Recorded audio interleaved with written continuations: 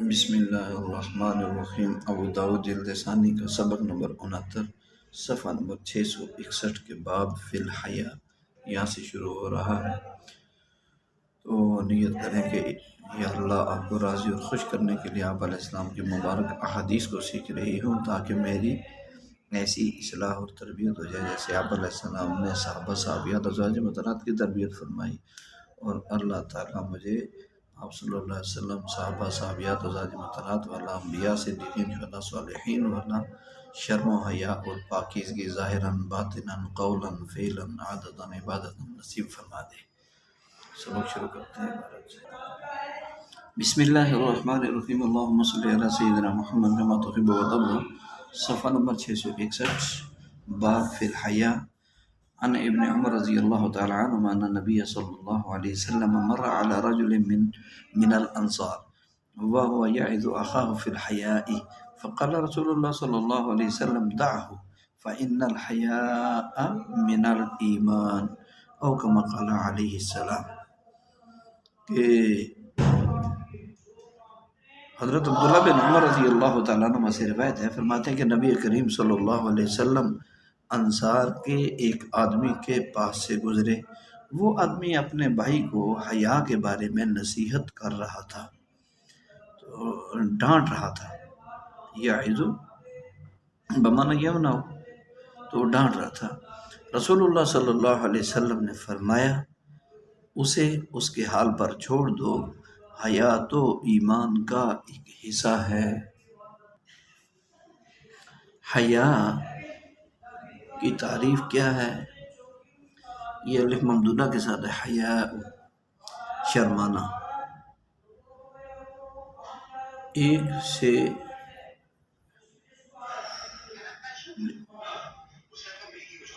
حیا اس تبدیلی کو کہتے ہیں جو انسان پر شرعی یا عرفی عیب سے بچنے اور ڈرنے کے لیے طاری ہوتی ہے۔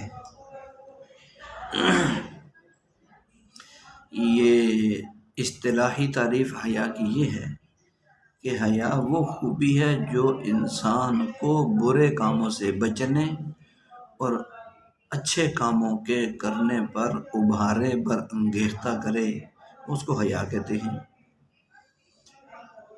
ایک تعریف تو یہ ہے۔ دوسری یہ کہ حیا ہوا انقباض النفس خشیت ارتکاب ما یکرہ اعم من ان یکون شرعیا او عقلیا او عرفیا۔ حیا نفس کا رکنا ہے ناپسندیدہ کاموں کا ارتکاب کرنے سے۔ عام ہے کہ کراہت، یہ ناپسندیدگی، کراہت اور ناپسندیدگی شرعی ہو، عقلی ہو یا عرفی ہو۔ تو اب اگر مکروہ اور ممنوع کسی شرعی کا ارتکاب کیا تو فاسق ہو جائے گا، یعنی شریعت نے کوئی کام منع کیا ہے یا کرنا مکروہ کہا ہے، اس کو کرنے والا فاسق ہوگا۔ یہ ممنوع شرعی ہے۔ اور ممنوع عقلی یعنی عقل کے خلاف کام کا مرتکب ہوگا تو یہ مجنون کہلائے گا۔ جن کاموں کو عقل اچھا تسلیم نہیں کرتی لیکن یہ کر لیتا ہے۔ اور مکروہ عرفی کا ارتکاب کیا تو پھر پرلے درجے کا بے وقوف کہلائے گا۔ اسی لیے تو حدیث میں فرمایا الحیاء کلہ خیر، کہ حیا کلہ سب کا سب، یعنی شرعاً عقلاً عرفاً تینوں اعتبار سے حیا مجسمہ خیر ہے، خیر کا سبب ہے۔ حیا کا حکم کیا ہے؟ یعنی فرض ہے، واجب ہے، سنت ہے، مستحب ہے، کیا ہے؟ تو حیا حرام کاموں سے حیا کرنا، رک جانا، شرما جانا حرام کام کرنے سے، یہ واجب ہے۔ حرام سے حیا واجب ہے۔ مکروہ سے حیا کرنا مندوب ہے۔ اگر مباح چیز ہو تو اس سے عرفاً حیا ہونا چاہیے۔ مثلا چلتے ہوئے پھل کھانا، پھل فروٹ چلتے چلتے کھا لینا، یہ مباح تو ہے مگر عرفاً خلاف حیا ہے، حیا کے خلاف ہے، کھڑے ہو کر نہیں کھانا چاہیے چلتے پھرتے، مباح ہے البتہ۔ تو دوسرا اللہ کی نعمتوں کو دیکھنا، ایک طرف اللہ کی نعمتوں کو، دوسری اپنی کوتاہیوں اور نالائکیوں کو دیکھ کر جو شرم کی حالت پیدا ہوتی ہے اس کو حیا کہتے ہیں۔ یہی حیا تو ہے جو انسان کو معاصی نافرمانی سے بچاتا ہے اور نیکیوں کی رغبت دلاتا ہے، ابھارتا ہے۔ حیا کی اقسام، ایک ہے کریم کا حیا، کریم آدمی کا، عبد کریم، ایک ہے عبد اور عبد بندہ ہونے کے ناطے عبدیت کا حیا، ایک ہے عبادت میں اپنے آپ سے حیا، ایک ہے بندے کا انسانوں سے حیا کرنا۔ تو جو پہلی قسم ہے کریم کا حیا، نبی علیہ السلام نے ام المومنین سیدہ زینب رضی اللہ عنہ کے ولیمہ میں زیادہ دیر ٹھہرنے والوں سے حیا کی وجہ سے جانے کا نہ کہا۔ واقع ہے کہ ولیمہ ہوا، پھر کچھ حضرات وہ بیٹھے، کافی دیر تک بیٹھے رہے، باتیں کرتے رہے، اب حاجت اور ضرورت یہ تھی کہ وہ حضرات ولیمے کے بعد چلے جاتے کیونکہ ولیمہ تھا اس کے بعد، لیکن وہ بیٹھے رہے، نبی علیہ السلام حیا کی وجہ سے ان کو جانے کا نہیں کہا۔ یہ کریم کا حیا ہے۔ اور عبدیت کا حیا، بندہ اپنے نیک اعمال کی کمی اور برے اعمال کی کثرت دیکھ کر شرمندہ اور نادم ہو، یہ بندے کا اپنے معبود سے حیا ہے۔ اور عبادت میں تیسرا اپنے آپ سے حیا، یعنی آدمی جب کسی بلند مرتبہ پر، منصب پر فائز ہو، پھر اپنی کمیوں کا تصور دل میں لائے اور خود سے شرمائے کہ میں ہوں کس درجے میں، کس مرتبے میں، وہ کام میرے کیسے ہیں۔ تو بندے کا اپنے رب سے حیا کرنا کہ معصیت سے بچنا اور اطاعت کو بجا لانا، ایک اپنے آپ سے، ایک اپنے چوتھی اپنے رب سے۔ اور بندے کا انسانوں سے حیا، یہ تو اپنی ذات سے تھا، اپنے رب سے تھا، اب انسانوں سے، عام لوگوں سے، کہ کسی کی دل آزاری نہ کرنا، کوشش کرنا مجھ سے بھی ایسا عمل زبان سے، ہاتھ سے، پاؤں سے نہ ہو جائے جس کا دوسرے کا دل دکھے۔ تو یہ اعمال محمودہ کو اختیار کرنا اور افعال قبیحہ، محمودہ یعنی عند اللہ پسندیدہ اعمال کو کرنا، اور افعال قبیحہ اور مذمومہ یعنی برے اعمال جو شریعت میں اللہ کے ہاں ناپسندیدہ ہیں ان کو چھوڑ دینا، یہ حیا کا خلاصہ ہے۔ فرمایا کیا تھا آپ علیہ السلام نے؟ الحیاء شعبۃ من الایمان، کہ حیا ایمان کا حصہ ہے۔ حیا کی دو درجے ہیں، حیا محمود، حیا مذموم۔ تو حیا محمود اگر کسی فرد کی وجہ سے آدمی شریعت کا پابند ہو تو یہ حیا قابل تعریف ہے، کسی آدمی کی وجہ سے، تو یہ حیا محمود ہے۔ کسی آدمی کی وجہ سے، فرد کی وجہ سے آدمی شریعت کا پابند ہو جائے کہ اگر میں نے یہ شریعت کا پابند ہوں فلاں کیا کہے گا، محمود ہے، قابل تعریف ہے اس کا یہ حیا۔ اور حیا مذموم، اگر حیا کی وجہ سے آدمی حق نہ کہہ سکے، حدود قائم نہ کر سکے، اللہ کی قائم کردہ حدود، سچ نہ بول سکے جہاں ضرورت ہے، باطل کی آنکھ میں آنکھ ملا کر بات نہ کر سکے، تو یہ حیا مذموم ہے، ناپسندیدہ ہے، برا ہے۔ تو اب یہاں سوال پیدا ہوتا ہے کہ بعض اوقات انسان حیا کی وجہ سے آدمی نہ ڈر ہو کر حق بیان نہیں کر سکتا یا صحیح مسئلہ نہیں سمجھا سکتا، حالانکہ حدیث میں کیا ہے؟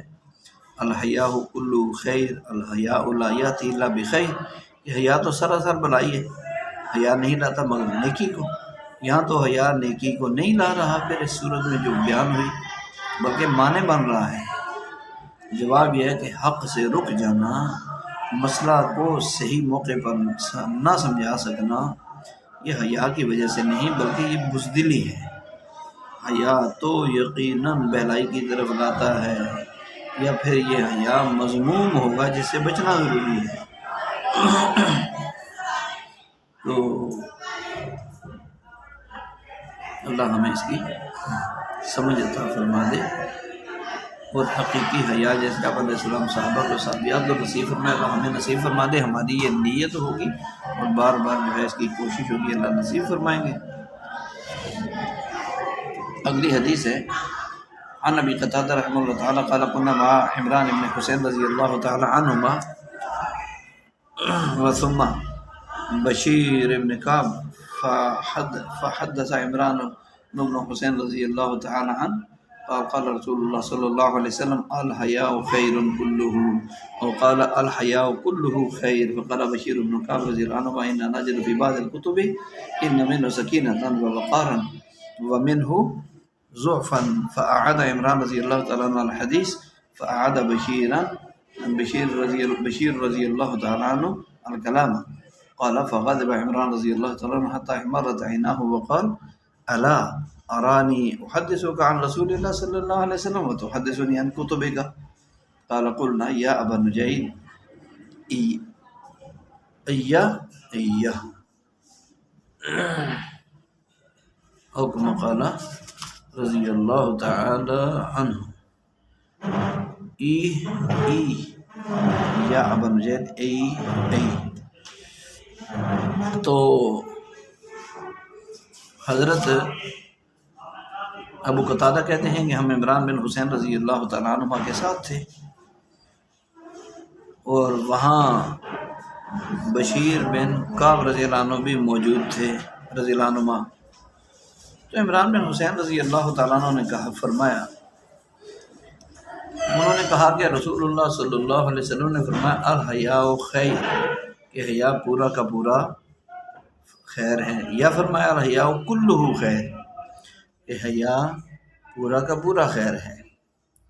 تو بشیر بن کعب رضی اللہ تعالیٰ عنہ نے کہا کہ بعض کتابوں میں ہم نے لکھا ہوا ہم لوگ پاتے ہیں کہ حیا میں سے کچھ تو سکینہ ہے اور کچھ وقار ہے اور کچھ ضعف اور ناتوانی ہے، کچھ ضعف اور ناتوانی ہے۔ تو حضرت بشیر رضی اللہ نے پھر اپنی بات دہرائی، عمران رضی اللہ تعالیٰ عنہ نے حدیث دہرائی، تو بشیر رضی اللہ تعالیٰ نے پھر اپنی بات دہرا لی۔ تو راوی کہتے ہیں کہ حضرت عمران بن حسین رضی اللہ تعالیٰ عنہ غصہ ہو گئے یہاں تک کہ ان کی آنکھیں سرخ ہو گئی، اور فرمایا میں تمہیں نہیں دیکھتا کہ میں تمہیں دکھائی نہیں دیتا کہ میں تمہیں نبی صلی اللہ علیہ وسلم کی حدیث بیان کر رہا ہوں اور تم اپنی کتابوں کے بارے میں مجھ سے بیان کرتے ہو۔ قال ابو قتادہ کہتے ہیں کہ ہم نے کہا اے ابو نجید ڈریے، جانے دیجیے، یعنی چھوڑیں اس کو۔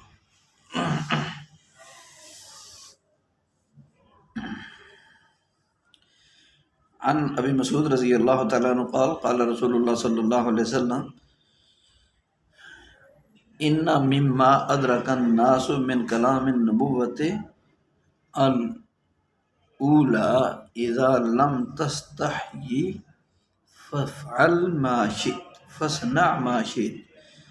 بعض روایت میں فافعل ما شئت بھی آیا ہے، تو دونوں کا معنی تقریباً ایک ہی ہے کہ حضرت ابو مسعود رضی اللہ عنہ کہتے ہیں رسول اللہ صلی اللہ علیہ وسلم نے فرمایا جو چیزیں لوگوں کو ملی ہیں سابقہ نبیوں کے کلام سے، سابقہ نبوتوں کے کلام سے، ان میں سے ایک بات یہ بھی ہے کہ جب تمہیں شرم نہ ہو تو جو چاہو کرو، جب تمہیں شرم نہ ہو تو جو چاہو کرو۔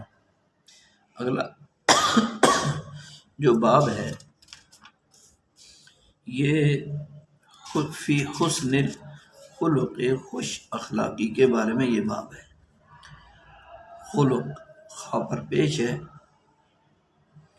تو اور زبر بھی پڑھ سکتے ہیں، خلق دونوں کے ساتھ استعمال ہوتے ہیں۔ پھر خا پر فتح کے ساتھ ہوگا تو معنی ہوگا وہ حالات اور صورتیں جن کا ادراک ہو ظاہر نظر ہو، یعنی دکھائی دیتا ہو، یعنی مخلوقات۔ اور خا پر ضمہ کے ساتھ، یعنی اس سے مراد پھر ہوگا خلق سے مخلوقات مراد ہوگی، اور خا پر ضمہ خلق۔ تو اس صورت میں صفات اور اخلاق پر یہ بولا جائے گا جو باطنی نظر اور بصارت سے دیکھی جاتی ہیں، یعنی اخلاق۔ تو خلق سے اخلاق مراد ہیں، خلق سے مخلوقات مراد ہیں۔ اخلاق و عادات کی قسمیں، تو اخلاق کی دو قسمیں، ایک اخلاق حمیدہ اور اخلاق حسنہ، جیسے حلم، برداشت، صبر اور عفو، معاف کرنا، درگزر کرنا، سخاوت، شرافت، دیانت، امانت وغیرہ، یہ اخلاق حمیدہ میں ہے۔ اخلاق حمیدہ اور حسنہ میں یہ چیزیں نظر نہیں آتی، حلم، صبر، عفو اور درگزر، سخاوت، شرافت، دیانت، امانت، سچائی، یہ ساری چیزیں نظر نہیں آتی، یہ اخلاق حمیدہ میں سے ہے۔ دوسرا اخلاق رذیلہ اور عادات سیئہ، جیسے بدگوئی، زبان سے گھٹیا زبان کا استعمال، بخل، حسد، کبر، فتنہ برداری وغیرہ۔ ان میں سے بھی بدگوئی تو سننے میں آ جاتی ہے، باقی چیزیں نظر نہیں آتی، اندر کی چیزیں ہیں۔ تو ابھی گزشتہ باب میں ہم نے پڑھا کہ برے اخلاق کو چھوڑنا چاہیے، اچھے اخلاق کو اپنی زندگی کا حصہ بنانا چاہیے، یعنی اپنانا چاہیے، سیکھنا چاہیے، یعنی جھوٹ کو سچ میں، بخل کو سخاوت میں، خیانت کو امانت داری میں، اور غضب اور غصے کی کیفیت کو حلم اور صبر اور برداشت میں، اور معاف کرنے میں، ناراضگی کو معاف کرنے میں، حرص اور لالچ کو بدخوائی کو خیرخوائی میں، اور یہ جو ہے بدلنے کی کوشش کرنی چاہیے۔ تو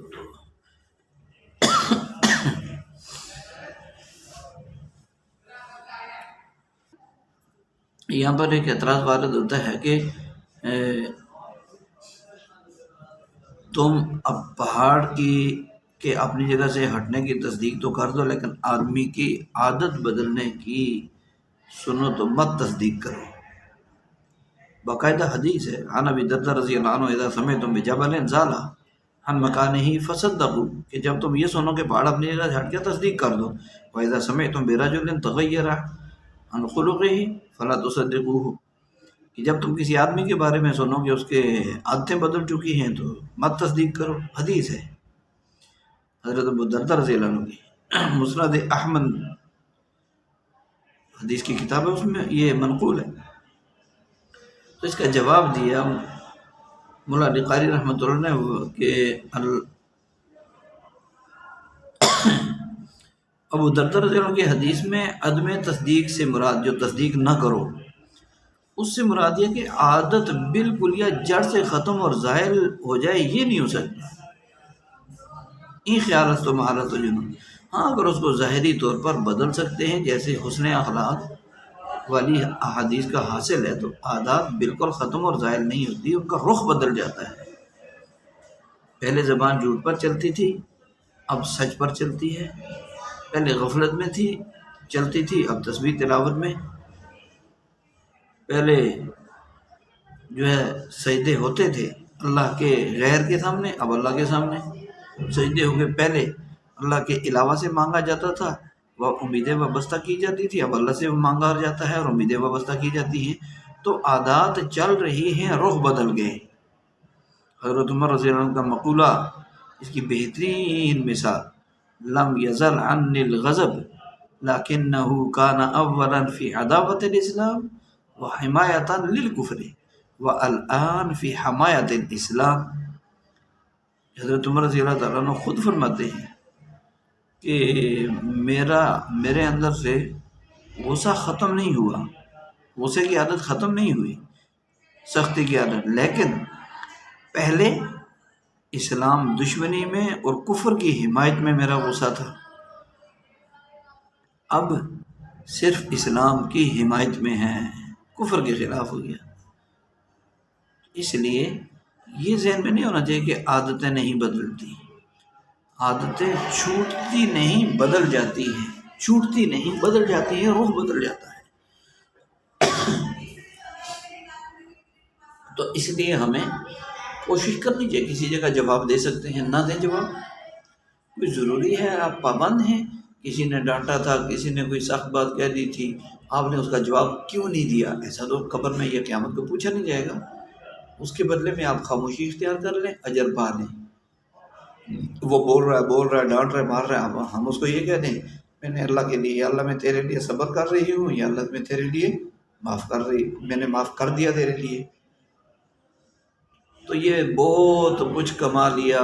کیوں کہ قیامت کے دن معاف کرنے والوں کو تمام انبیاء صدیقین شہداء صالحین، تمام مخلوقات کے سامنے، تمام انسانیت کے سامنے، مخلوقات نہیں تو اعلان ہوگا کہاں ہیں معاف کرنے والے جو دنیا میں جو ہے وہ معاف کیا کرتے تھے، آج آئیں اور ہم نے معاف کرنے کا بدلہ لے لیں۔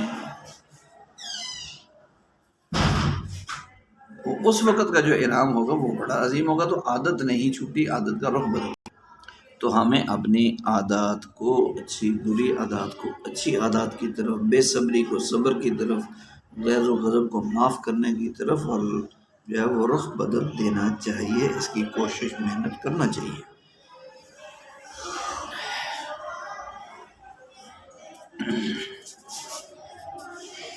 پھر جو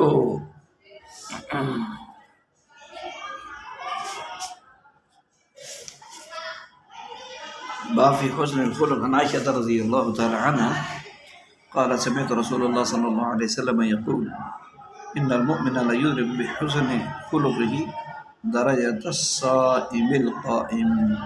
عائشہ رضی اللہ تعالیٰ عنہ فرماتے ہیں میں نے رسول پاک صلی اللہ علیہ وسلم کو فرمایا کہ مومن پا لیتا ہے اپنی خوش اخلاقی کی وجہ سے روزے دار اور رات بھر قیام کرنے والے کا درجہ یا مرتبہ درجہ پا لیتا ہے۔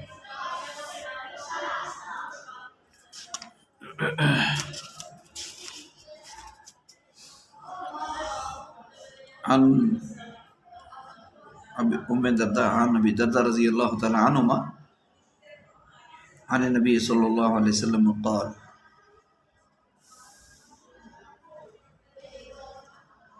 عن النبی صلی اللہ علیہ وسلم قال ما من شيء اثقل في الميزان من حسن الخلق قال ابو الولید قال سمعت عطاء الکنجارانی نیہ۔ حضرت ام درداء رضی اللہ تعالی عنہ حضرت ابو درداء رضی اللہ تعالیٰ عنہ سے،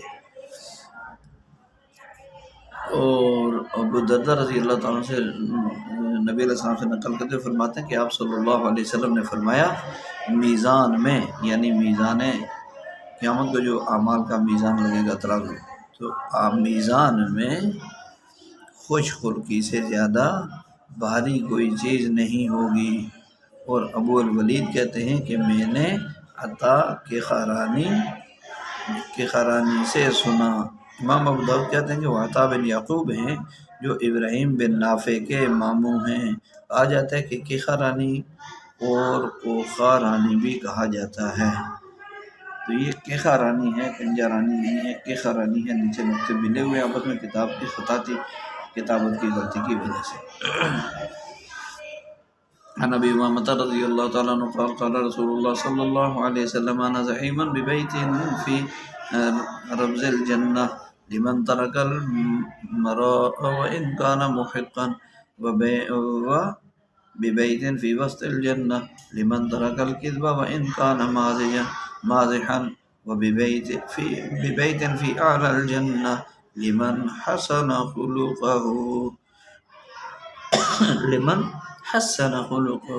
خلقہ۔ حضرت ابو امامہ رضی اللہ تعالیٰ عنہ کہتے ہیں رسول اللہ صلی اللہ علیہ وسلم نے فرمایا انا زعیم ببیت کہ میں ضامن ہوں ایک گھر کا، ببیت فی ربض الجنہ جنت کے اندر ایک گھر کا ضامن ہوں، اس آدمی کے لیے جو لڑائی جھگڑا چھوڑ دے اگرچہ وہ حق پر ہو، اور جنت کے درمیان میں ایک گھر کا ضامن ہوں اس آدمی کے لیے جو جھوٹ کو چھوڑ دے اگرچہ مذاق ہنسی مذاق میں ہی ہو، اور جنت کے بلندی میں ایک گھر کا ضامن ہو اس آدمی کے لیے جو خوش خلق ہو، اس کے اخلاق اچھے ہوں۔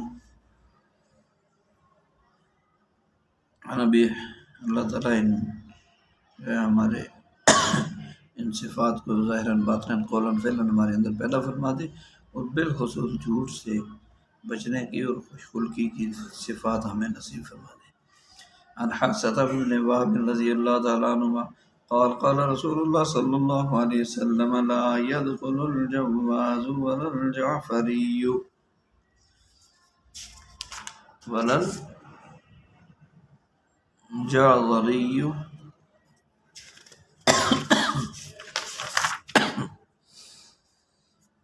قال والجواز الغلیظ الفظ،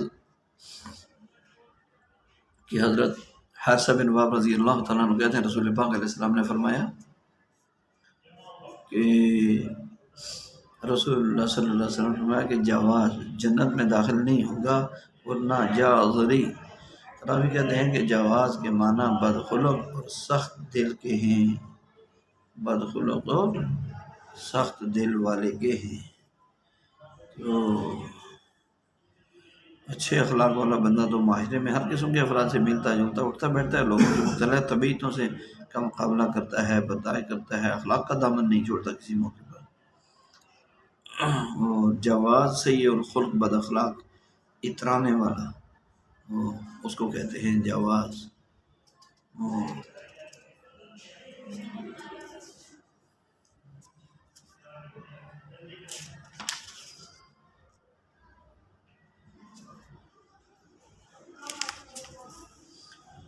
باب ہے فی کراہیت الرفعت فی الامور، معاملہ کو بڑھا چڑھا کر پیش کرنا کی برائی اور مذمت کے بارے میں، ناپسندیدگی کے بارے میں یہ باب ہے۔ عن انس رضی اللہ تعالیٰ عنہ قال كانت العزباء لا تسبق فجاء اعرابی على قعود له فسبقها اعرابی فكان ذلك شق على اصحاب رسول الله صلی اللہ علیہ وسلم فقال حق على الله الا يرفع شيئا الا وضعه، کہ حضرت انس رضی اللہ تعالیٰ عنہ کہتے ہیں کہ نبی علیہ السلام کی اونٹنی جس کا نام عزبا تھا، تو وہ کسی سے پیچھے نہیں رہتی تھی۔ ایک دیہاتی آدمی اپنے ایک نوعمر اونٹ پر سوار ہو کر آیا اور اس نے مقابلہ کیا تو عربی آگے نکل گیا،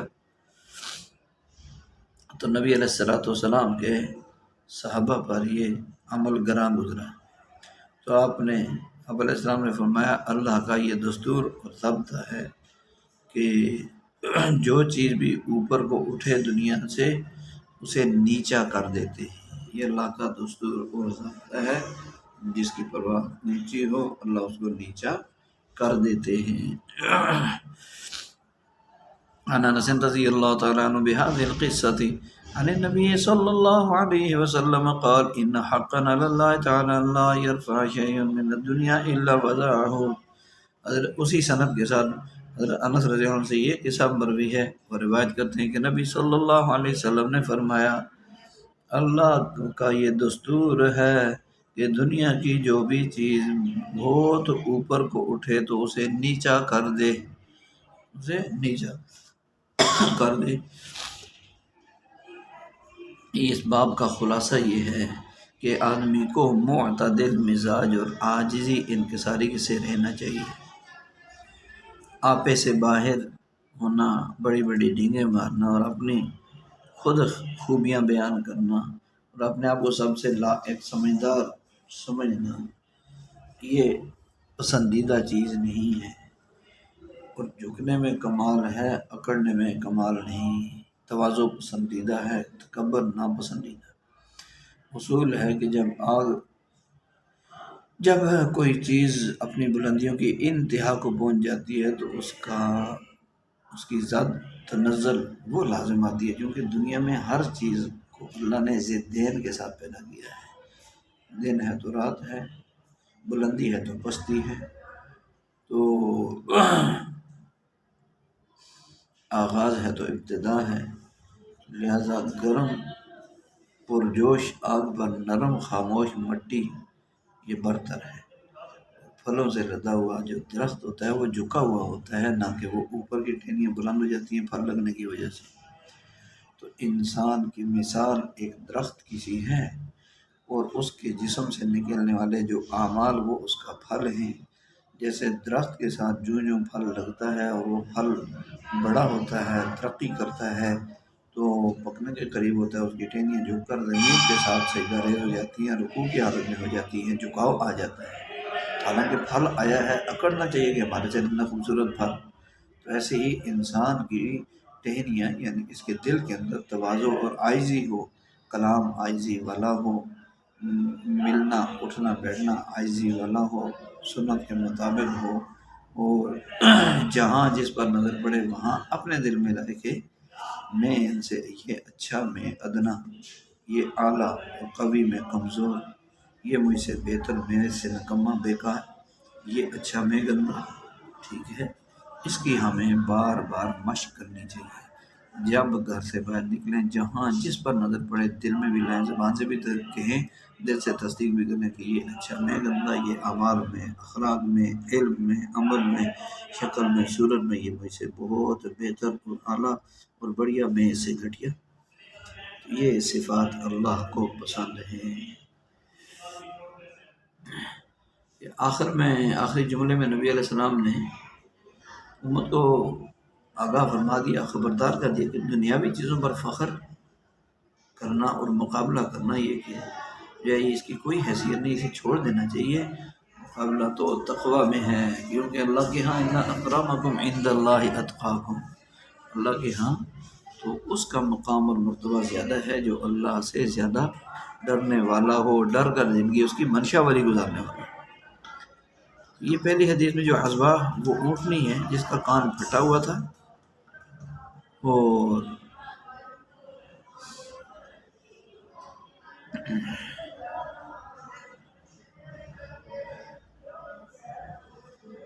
تو قعود وہ اونٹ جو سواری کے قابل ہو گیا ہو، 2 سال سے 6 سال تک کا اونٹ، اس کو قعود کہتے ہیں۔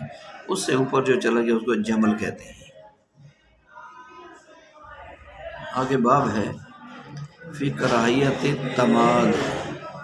تمادح، کہ بے جا تعریف اور مدح سرائی کی مذمت اور برائی کا بیان ہے۔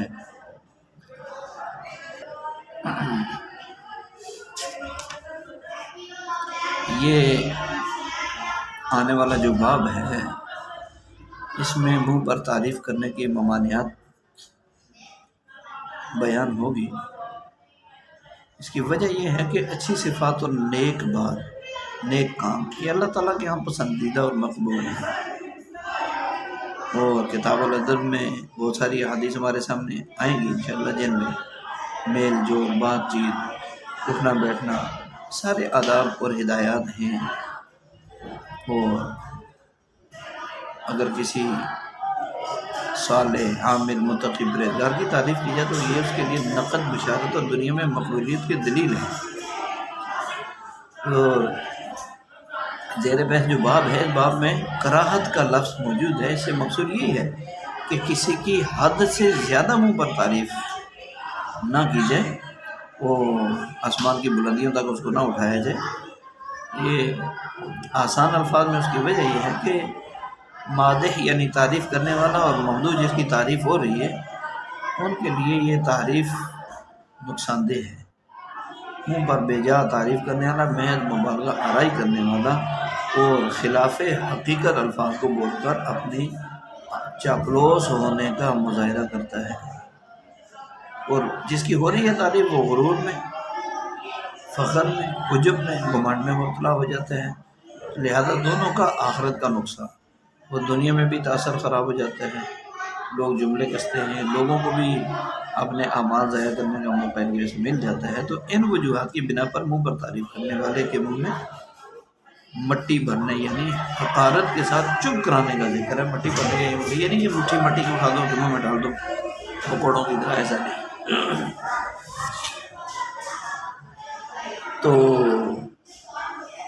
جبکہ منہ پر تعریف کرنے سوال یہاں یہ پیدا ہوتا ہے کہ منہ پر تعریف کی ممانعات کے متعلق تو کثرت سے حدیث آئی ہے، دوسری طرف بخاری مسلم میں منہ پر تعریف کرنے کے واقعات بھی مذکور ہیں کہ کی بھی ہے تعریف۔ غزوۃ العسرہ یعنی غزوہ تبوک کے موقع پر حضرت عثمان رضی اللہ عنہ کے بہت زیادہ چندہ دینے پر آپ علیہ السلام نے تعریف اور تحسین فرمائی۔ فقہی فرض ہے، یہ دونوں چیزیں کیسے برابر میں جمع ہو گئی؟ ایک طرف تعریف منع، ایک طرف تعریف کا عملی ثبوت مل رہا ہے۔ تو جواب میں علماء کرام یہ فرماتے ہیں کہ اباحت مباح ہونا اور ممانعت ان کے محمل جدا ہے، اس لیے تعارض نہیں، دونوں میں تطبیق ہو سکتی ہے۔ نہیں کی احادیث اور باب کی احادیث کا مطلب یہ ہے کہ بے جا مبالغہ آرائی کرنا، غلط بیانی اور حاشیہ چڑھا کر بیان کرنا ممدوح کا فتنے میں پڑنے کا اندیشہ ہے، تو اس وجہ سے منع ہے۔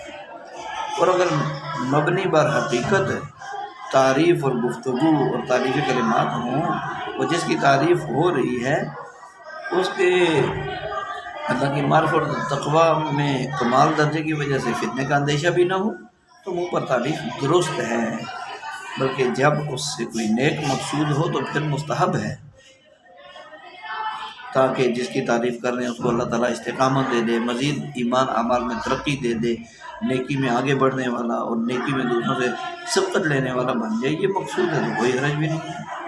البتہ ہم ابھی جو ہے وہ کمزور ہیں، ہمیں یہ کرنا چاہیے کہ اپنے صدقہ مخفی بھی ہے، اظہار کے لیے بھی ہے، اظہار برائے ترغیب ہے دوسروں کو تاکہ ترغیب ہو جائے، دینے کا شوق پیدا ہو، اور مخفی خفیہ بھی ہے صدقہ دینے کا حکم کہ بھائی ریاکاری دکھلاوا نہ ہو جائے۔ لیکن ہمیں جب کوئی ہماری تعریف کرے، پہلی بات تو یہ کہ ہمارے اندر کوئی ایسی خوبی ہے نہیں کہ جس سے تعریف ہو، بالفرض اگر کوئی ایسی غلطی کر دے یعنی تعریف کر دے تو پھر کیا ہوگا کہ ہمیں دل میں یہ سوچنا چاہیے کہ مجھے معلوم ہے کہ میں کیا ہوں اور میرے اللہ کو معلوم ہے میری حیثیت کیا ہے، لہٰذا آپ کی تعریف سے مجھے کوئی فائدہ بھی نہیں۔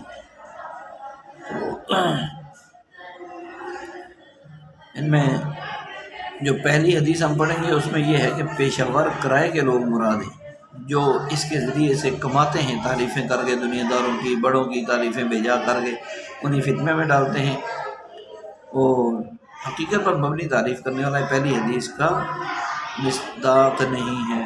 اور تیسری حدیث یعنی مکمل قدرت اور برتری اسی ذات کے لیے ہے، اسی کے شأن نشان ہے۔ مجازی طور پر انسانوں پر بھی اس کا اطلاق ہوتا ہے، السید لفظ، السید اللہ، اور یہ جائز ہے مجازی طور پر، جیسے مسلم شریف میں انا سید ولد آدم، السید هو الذی یفوق قومہ فی الخیر، سید اور سردار وہ ہوتا ہے جسے اپنی قوم خوش دلی سے اپنے فیصلوں میں نیک کے ساتھ بڑا سمجھے، اپنا بڑا سمجھے۔ تو یہ لفظ السید کیونکہ عام وڈیروں سرداروں کے لیے زیادہ استعمال ہوتا تھا، اس لیے آپ علیہ السلام نے ناپسند فرمایا اور فرمایا کہ اس کے سوا دوسری میری صفات نبی اور رسول، بشیر اور نذیر وغیرہ ایسی صفات قرآن میں مذکور ہیں، ان سے موسوم کرنا پکارنا بہتر ہے۔ اس باب کی پہلی حدیث عن حمام قال جاء رجل فاثنى على عثمان رضي الله تعالى عنه في وجهه فأخذ المقداد بن الأسود رضي الله تعالى عنه ترابا فحصى في وجهه وقال قال رسول الله صلى الله عليه وسلم إذا لقيتم المداحين فاحصوا في وجوههم التراب۔ تو یہ تھوڑی سی مٹی ڈالنا بھی ہے، لیکن اس کا مطلب نہیں مبارک اس کا مٹی کا، ٹھیک ہے۔ تو حضرت مقداد جو ہے وہ حمام کہتے ہیں کہ ایک آدمی آیا اور عثمان رضی اللہ تعالیٰ عنہ کے سامنے ان کی تعریف کرنے لگا، تو حضرت مقداد بن اسود رضی اللہ تعالیٰ عنہ نے مٹی لی اور اس کے چہرے پر ڈال دی اور کہا کہ رسول پاک علیہ السلام نے فرمایا ہے کہ جب تم تعریف کرنے والوں سے ملو تو ان کے چہروں پر مٹی ڈالو۔ عن عبد الرحمن ابن ابي بكر رضي الله تعالى عنه عن أبيه أن رجلا أثنى على رجل عند النبي صلى الله عليه وسلم فقال له قطعت عنق صاحبك 3 مرات، قال 3 مرات، ثم قال إذا مدح أحدكم صاحبه لا محالة فليقل إني أحسبه كما يريد أن يقول ولا أزكيه على الله تعالى۔ کہ ابو بکر رضی اللہ تعالیٰ عنہ کہتے ہیں کہ ایک آدمی نے نبی علیہ السلام کے سامنے نبی علیہ السلام کے پاس ایک آدمی کی تعریف کی تو آپ علیہ السلام نے اس تعریف کرنے والے سے فرمایا، آپ علیہ السلام نے کہ تو نے تو اپنے ساتھی کی گردن کاٹ دی۔ 3 مرتبہ آپ علیہ السلام نے یہ جملہ فرمایا، قطعت عنق صاحبک، قطعت عنق صاحبک، قطعت عنق صاحبک۔ پھر فرمایا جب تم میں سے کوئی اپنے ساتھی کی تعریف اور مدح کرنی ہی پڑے تو چاہیے کہ یوں کہے کہ انا احسبہ، میں اس کو ایسے ہی سمجھ رہا ہوں، یعنی میرے گمان میں وہ نیک ہے، میرے گمان میں وہ بہت اچھا آدمی ہے، میرے گمان میں اس کو بہت اچھا آدمی سمجھتا ہوں، میں اس کو بہت نیک آدمی سمجھتا ہوں، پرہیزگار آدمی سمجھتا ہوں، ایسے۔ لیکن میں اللہ کے بالمقابل اس کا تزکیہ نہیں کر رہا، اللہ کے بالمقابل اس کا تزکیہ، اس کی پاک بازی بیان نہیں کر رہا، بلکہ یہ تو میرا گمان ہے کہ میں اس کو اچھا سمجھتا ہوں۔ عن ابي هريره رضي الله عنه عن مطرف قال قال ابي انطلقت في وفد بني عامر الى رسول الله صلى الله عليه وسلم فقلنا انت سيدنا فقال سيد الله قلنا وافضلنا فضلا وافضلنا فضلا وافضلنا فضلا واعظمنا طولا فقال قولوا بقولكم او بعض قولكم ولا يستجرينكم الشيطان۔ مطرف رضی اللہ عنہ کے والد عبداللہ بن شخیر رضی اللہ تعالیٰ عنہ کہتے ہیں میں بنی عامر کے وفد میں رسول پاک علیہ السلام کے پاس گیا تو ہم نے عرض کیا کہ آپ ہمارے سید ہیں، سردار ہیں۔ آپ علیہ السلام نے فرمایا سید تو اللہ ہے۔ ہم نے کہا آپ ہم سب سے افضل، بڑے درجے والے ہیں، اعظم، بڑے درجے والے۔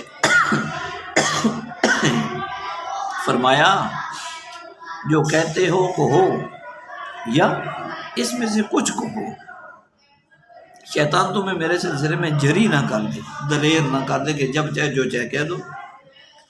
باقی اس حدیث کے بارے میں پہلے بات ہو چکی ہے، بات شروع کرنے سے پہلے بات بتائی جا چکی ہے۔ تو اللہ تعالیٰ ہمیں نا حدیث کی حقیقت اور سمجھ اور عمل نصیب فرمائے، عملی طور پر اپنے آپ کو ظاہراً باطناً قولاً فعلاً عادتاً عبادتاً بدلنے کی اور بہتر سے بہتر بنانے کی، نبی کے رنگ میں رنگنے کی توفیق عطا فرمائے۔ اگلا باب ہے باب فی الرفق، نرمی کے بارے میں، نرم عادات، نرم مزاجی، نرم قول۔ تو یہ رفق اور نرم دلی ایک مطلوب اور محبوب عمل اور خوبی ہے جو اجتماعی اتفاق اور محبت اور الفت کی جڑ ہے۔ نبی کریم صلی اللہ علیہ وسلم کو رؤوف الرحیم، شفیق، صاحب رحمت فرمایا گیا، اور سختی ترش روی سے نبی علیہ السلام کی ذات سے ایسی چیزوں کی نفی کی گئی۔ اللہ تعالیٰ کا ارشاد ہے فَبِمَا رَحْمَةٍ مِّنَ اللَّهِ لِنتَ لَهُمْ وَلَوْ كُنْتَ فَظًّا غَلِيظَ الْقَلْبِ لَانفَضُّوا مَنْ هُوَ لَكَ فَاعْفُ عَنْهُمْ۔ اللہ تعالیٰ ہی کی رحمت اور عنایت سے آپ نرم خو ہیں، اور اگر بالفرض بفرض محال ایسا نہیں، تیز تندرو سخت دل ہوتے، سخت مزاج ہوتے تو یہ سب آپ سے بھاگ جاتے، بس آپ ان کو معاف کر دیا کریں اور ان سے مشورہ لے کر ان کی دلجوئی بھی فرما دیا کریں۔ تو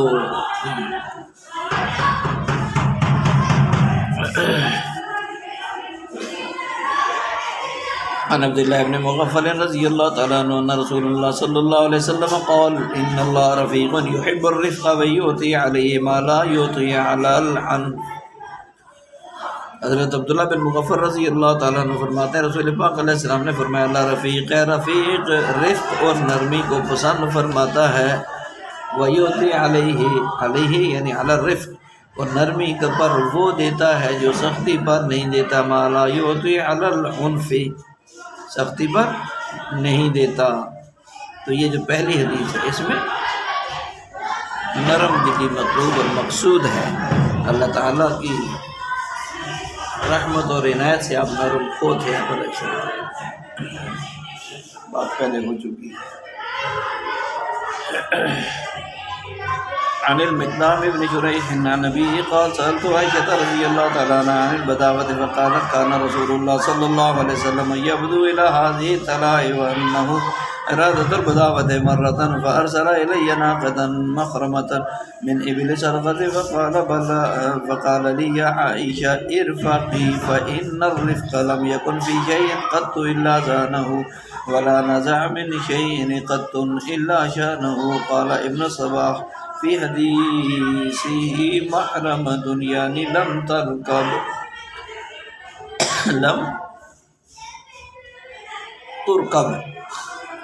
محرمة لم تركب محرمة. حضرت شریح کہتے ہیں میں نے ام المومنین عائشہ صدیقہ رضی اللہ تعالیٰ عنہ سے دیہات میں جانے وہاں قیام کرنے کے بارے میں پوچھا تو فرمایا کہ رسول اللہ صلی اللہ علیہ وسلم ان نالوں یعنی دیہات کی طرف جایا کرتے تھے۔ ایک بار آپ علیہ السلام نے دیہات جانے کا ارادہ فرمایا تو بھیجی میرے پاس زکوٰۃ کے اونٹوں میں سے ایک اونٹنی، میرے پاس ارسل الیہ ناقۃ محرمۃ، میرے پاس زکوٰۃ من ابل صدقہ سے مراد یہاں زکوٰۃ ہے، زکوٰۃ کے اونٹوں میں سے ایک اونٹنی میرے پاس بھیجی محرمۃ جس پر سواری نہیں کی گئی تھی۔ فقال علی آپ علیہ السلام نے مجھ سے فرمایا عائشہ نرمی کرو، کیونکہ نرمی جس چیز میں اسے مزین کر دیتی ہے، زینت دیتی ہے، اور جس چیز سے نرمی نکل جائے اس چیز کو وہ خراب کر دیتی ہے، عیبدار بنا دیتی ہے۔ ابن صباح نے اپنی حدیث میں کہا کہ محرمۃ وہ اونٹنی جس پر سواری نہ ہوئی ہو، یعنی اس سے پہلے سواری نہ ہوئی ہو۔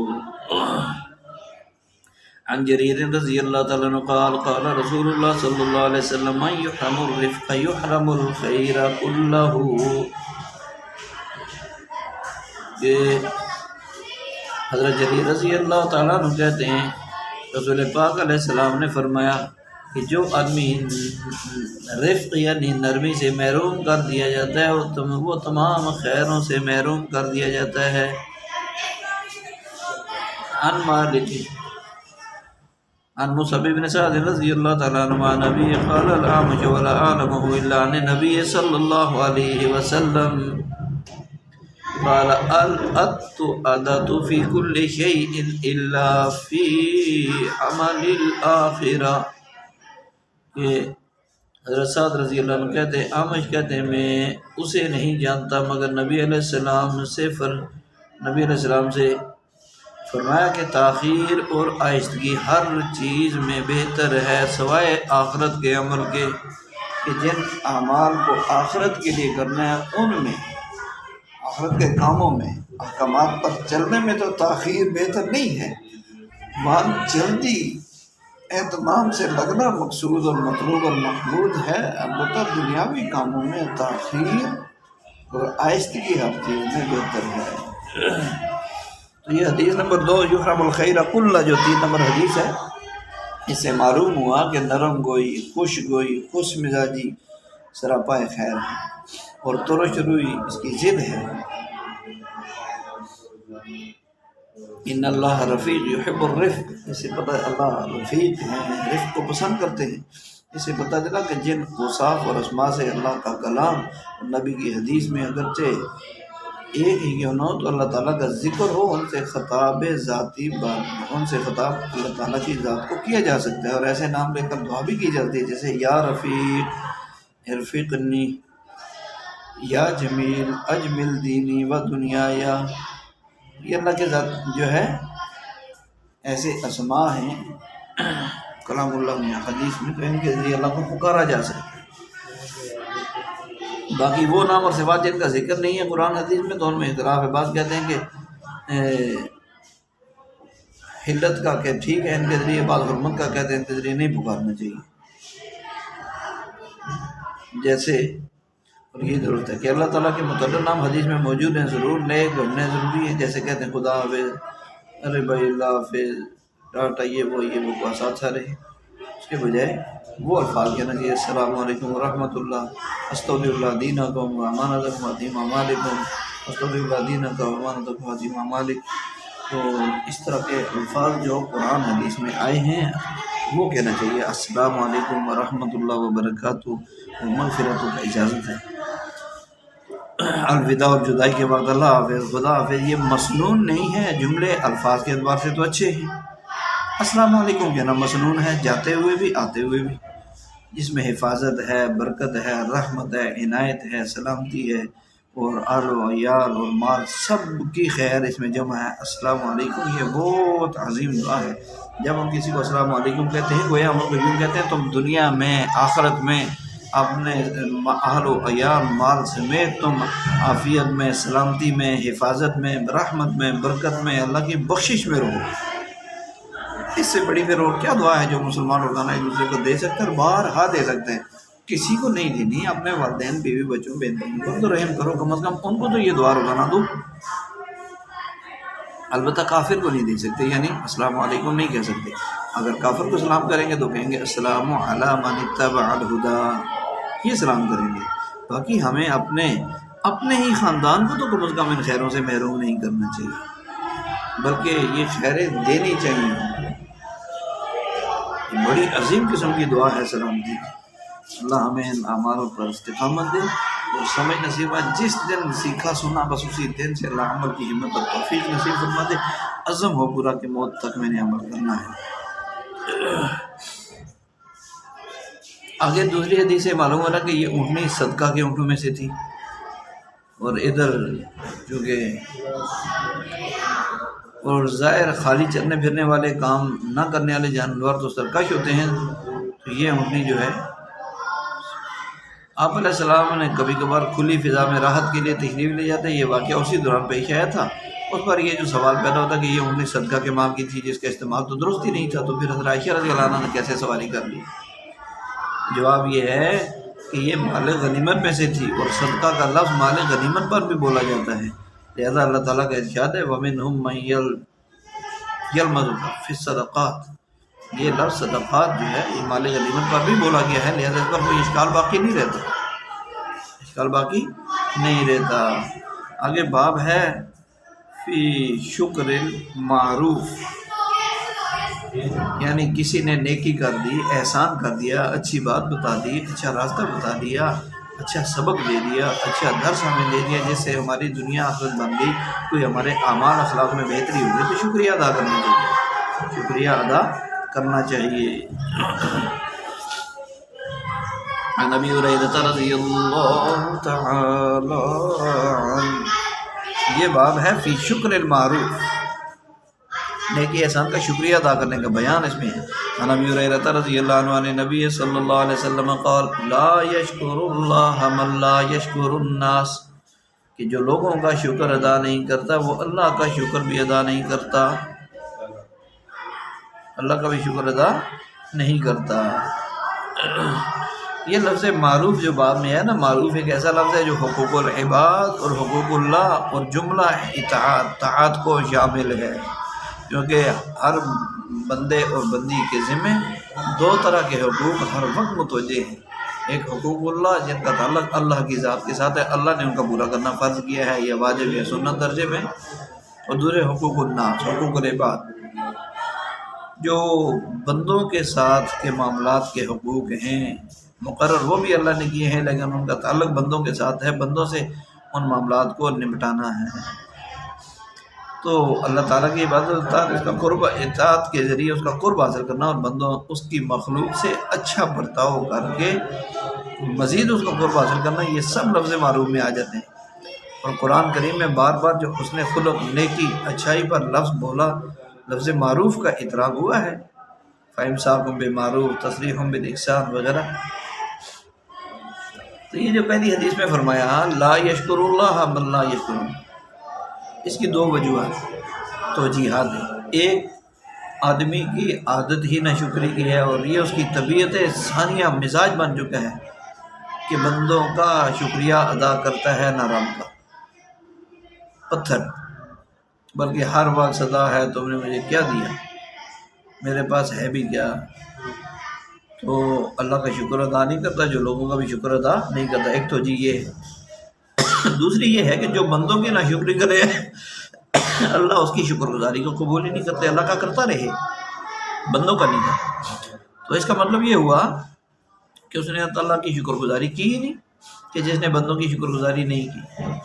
دوسرا یہ ہے ناشکری کی نوسط پہلے بھی قبول نہ ہوئی، شکریہ ادا کرنا اللہ کا یہ اللہ کی فرما برداری ہے، اور ناشکری اللہ کی نافرمانی ہے۔ اشکرو اللہ کا حکم ہے کہ اس نے سب کچھ دیا ہے، پھر ہم اس کی نافرمانی کریں، یہ ناشکری ہے۔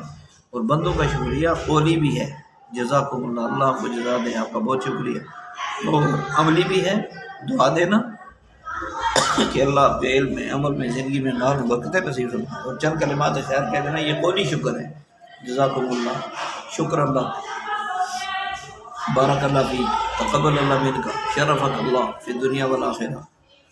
تو یہ ہر ایک کر سکتا ہے۔ قرآن کریم میں حل جزاء الاحسان الا الاحسان، کہ نیکی کا بدلہ تو نیکی ہی ہے، اچھائی کا بدلہ تو اچھائی ہی ہے۔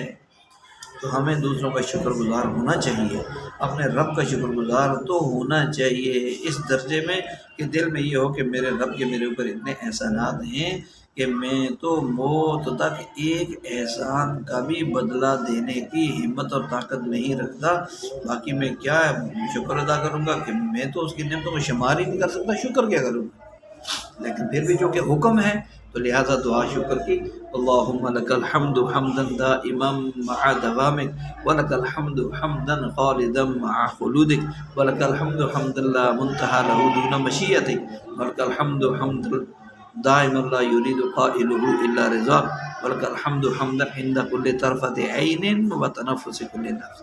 یہ شکر کی عظیم دعا ہے۔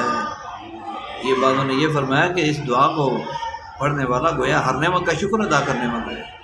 ایسے ہی ہر سیرۃ الصالحین میں حدیث ہے، ہو سکتا ہے یہاں بھی آ جائے، من اکل اکلۃ وشرب شربۃ فحمد اللہ، جس نے جو لقمہ لیا، جو گھونٹ بھرا، جس چیز کا بھی مطلق ہے، چائے نہیں، پانی نہیں، جو بھی چیز پینے کی ہو، اس پر الحمدللہ کہا تو اللہ اس سے راضی ہوتے ہیں۔ اور شکر سے انسان ترقی کرتا ہے، نیکی کر کے شکر کرے گا، نیکیوں میں ترقی ہوگی، استغفار کر کے شکر کرے گا کہ اللہ تیرا شکر تو نے مجھے اپنے گناہوں کو دھونے کی توفیق دی، تو اللہ جو ہے وہ اس میں درجات کی بلندی اور مزید توبہ استغفار کی ہمت اور توفیق دیں گے۔ اور کھا پی کے شکر کرے گا تو اللہ نعمتوں میں برکت دیں گے، زندگی کی سلامتی پر شکر کرے گا تو اللہ زندگی بابرکت بنا دیں گے۔ تو جس نعمت پر اللہ کا دل سے شکر ہو، احساس ہو، زبان سے شکر ہو دعائیہ کلمات کے ذریعے، اور اللہ کے بندوں کا شکر ہو، جس نے اچھائی کی اس کا شکر، جس نے برائی کی اس کا بھی شکر کہ انہیں اپنی نیکیاں مجھے دے دی، تو اس سے ہمارے درجات میں، زندگی میں، رزق میں برکتیں بہت زیادہ آ سکتی ہیں۔ ہم شکر میں ترقی کریں بغیر خرچے کے، اس پر خرچہ نہیں ہوگا۔ اللہ ہمیں جان میں، مال میں، عزت میں، آبرو میں، ایمان میں ترقی نصیب فرمائیں گے۔ برائی سے بچنا یہ بچانے والا اللہ ہے، شکر کرنا، اور نیکی میں پڑھنا یہ توفیق دینے والا اللہ ہے، اس پر شکر کرنا یہ میری آپ کی ضرورت ہے۔ اللہم لک الحمد کما انت اہل، فصلی وسلم علی سیدنا محمد کما انت اہل کما هو اہل، وافعل بنا ما انت اہلہ فانک اہل التقوی واہل المغفرۃ۔ عادت بنانی ہے آج ہی سے، یہ دعائیں شکر کی پڑھنی ہیں، جو لقمہ، جو گھونٹ میں جو ہے وہ، اس کے بعد ہم ضرور دعاؤں کا اہتمام کریں۔ ایک گھونٹ پانی پیا، بوتل پی، جوس پیا، اس کے بعد آپ شروع میں بسم اللہ، آخر میں الحمدللہ، ان کا ہمیں اہتمام کرنا چاہیے۔ اور کوئی آدمی ہمیں اچھی بات ہے، جزاکم اللہ خیرہ، جزاک اللہ خیرہ، اگر عورت ہے، بچی ہے، جزاک اللہ خیرہ، مرد ہے، جزاک اللہ، یا جزاکم اللہ خیرہ، اور شکر اللہ کا، شکر اللہ کی، اور بارک اللہ فیکا، بارک اللہ فیکی، اور تقبل اللہ منکا، تقبل اللہ منکی، یہ ہمیں اہتمام رکھنا چاہیے۔ اور اللہ کا شکر ہر کام کی توفیق پر الحمدللہ ثم الحمدللہ۔ جو آدمی اللہ کی جس نعمت پر شکر کرتا ہے، یعنی ایک دفعہ کسی کام کے ہونے پر الحمدللہ کہتا ہے تو اس کو اس کا ثواب ملتا ہے، دوبارہ کہتا ہے تو اس کی تجدید ہو جاتی ہے، دوبارہ ثواب۔ تیسری دفعہ جب الحمدللہ کہتا ہے اس کی ایک حدیث میں آتا ہے کہ مغفرت کر دی جاتی ہے، دوسرا ہے کہ اس نعمت سے بھی بڑھ کر نعمت عطا ہو جاتی ہے جس پر شکر کیا۔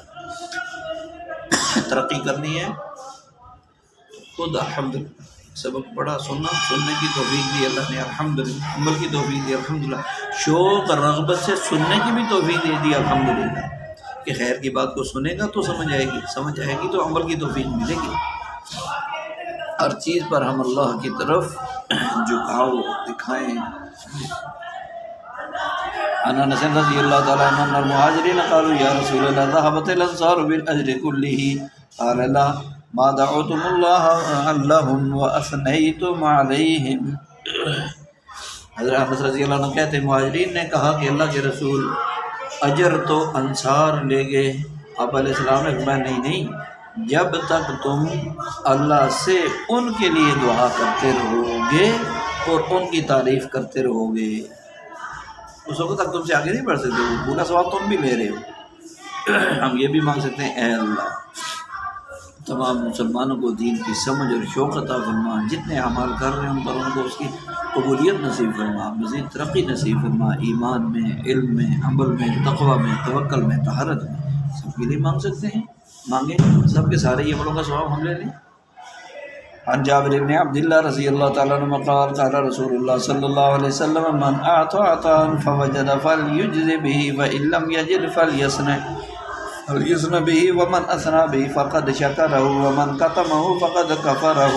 قال ابو داود رواه يحيى بن ايوب عن عمارة بن غزية عن شرحبيل عن جابر رضی اللہ تعالی عنہ کہ حضرت جابر بن عبداللہ رضی اللہ عنہ کہتے ہیں کہ رسول اللہ صلی اللہ علیہ وسلم نے فرمایا کہ جس آدمی کو کوئی چیز دی جائے، من اعطی عطاء، جس کو کوئی چیز دی جائے یعنی دینے کے لیے کچھ کہا، وہ پھر بھی کہے کہ وہ بھی پالے تو اس کا بدلہ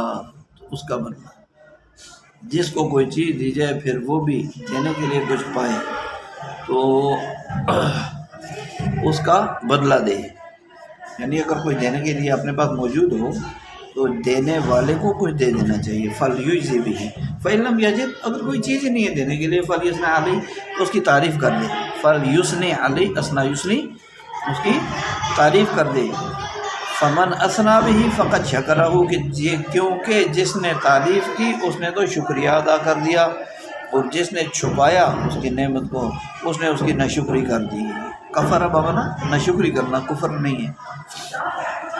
امام ابو داؤد کہتے ہیں کہ روایت کیا ہے اس کو یحییٰ بن ایوب نے عمارہ بن غزیہ سے، انہوں نے شرحبیل سے، اور انہوں نے حضرت جابر رضی اللہ تعالیٰ عنہ سے، اور کہا امام ابو داؤد نے رجل من قومی سے مراد شرحبیل ہیں، گویا وہ انہیں ناپسند کرتے تھے اس لیے ان کا نام نہیں لیا، ان جابر رضی اللہ تعالی عنہ عن نبی صلی اللہ علیہ وسلم قال من ابلی بلاء فذکرہ فقد شکرہ وان کتمہ فقد کفرہ۔ حضرت جابر رضی اللہ عنہ سے روایت ہے کہ نبی علیہ السلام نے فرمایا کہ جسے کوئی چیز ملے وہ اس کا تذکرہ کرے، تو اس نے شکر ادا کر دیا، اور اگر چھپا لیا تو ناشکری کر دی۔ تو یہاں